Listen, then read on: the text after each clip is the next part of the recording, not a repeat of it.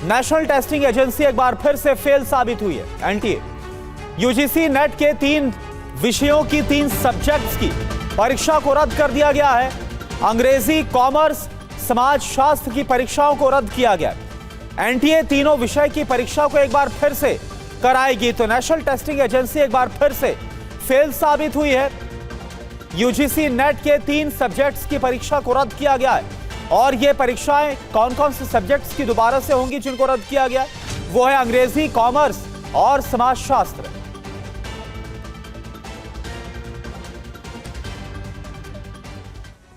और एक और बड़ी खबर, एनटीए ने जारी किया है दोबारा से परीक्षा का शेड्यूल। 9 सितंबर को अंग्रेजी और कॉमर्स की परीक्षा होगी और 10 सितंबर को समाजशास्त्र की परीक्षा होगी। तो एनटीए की तरफ से नया शेड्यूल भी जारी कर दिया गया है और इसमें बताया गया है कि 9 सितंबर को अंग्रेजी और कॉमर्स की परीक्षा करवाई जाएगी और 10 सितंबर को समाजशास्त्र की परीक्षा करवाई जाएगी। तो 3 सब्जेक्ट्स की 3 विषयों की परीक्षा जिसको रद्द किया गया है, इन दोनों की नई तारीख भी सामने आ गई। दरअसल खबर यह आ रही है कि जांच कमेटी की रिपोर्ट के आधार पर यह फैसला हुआ है परीक्षा को रद्द करने का। प्रश्न पत्रों में बड़ी गलतियां मिलने के बाद यह एनटीए का फैसला। तथ्यात्मक, टाइपिंग, अनुवाद में गलतियां थी और इसके बाद इन 3 विषयों की परीक्षा को रद्द किया गया है। सवालों की भाषा और व्याकरण में भी गलतियां थी।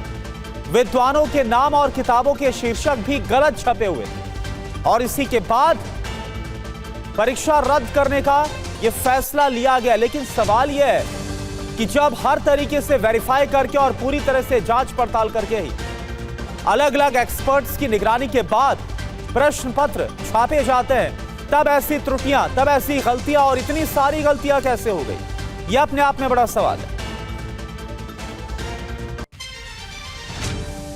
तो इस वक्त की बड़ी खबर, एक बार फिर से एनटीए को लेकर सवाल, क्योंकि एनटीए एक बार फिर से नेट, जो यूजीसी नेट की परीक्षा, इसको लेकर फेल साबित हुआ है।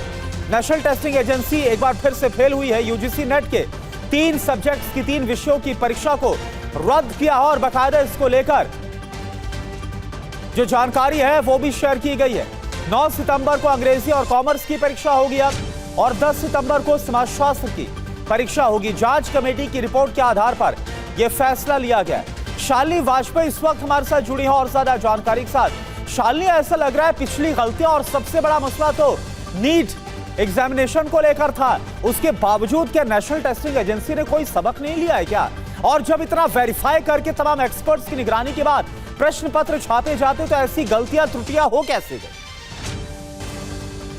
बिल्कुल, आपको बता दूं कि जब एग्जाम हुआ था उसके बाद ही जो है वो छात्र लगातार इसको लेकर सवाल उठा रहे थे कि जो परीक्षा हुई है तो परीक्षा पत्र में जो प्रश्न आए हैं वो तमाम प्रश्न जो थे वो 2024 की जो परीक्षा से मेल खा रहे थे। खासतौर पर अंग्रेजी का जो पेपर था वो जो है उसके तमाम प्रश्न जो है वो बिल्कुल 2024 का हूबहू लगभग आधा मानिए पेपर वैसा ही दे दिया गया। इसीलिए छात्र सवाल खड़े कर रहे थे और कुछ ऐसे विषयों के पेपर थे कि जो बाकायदा लोगों ने दिखाया कि पीडीएफ तक है वो लोगों के हाथों में पहले ही पहुंच चुका था परीक्षा से पहले, और तमाम आरोप के बाद परीक्षा हो भी गई और लगातार। नहीं, शालिनी, आप बता रही कि पीडीएफ की कॉपी क्या पहुंच गया, थोड़ा आप इसको क्लैरिफाई करेंगे? क्योंकि अगर ऐसा हुआ है तो फिर तो ये बहुत गंभीर बात है।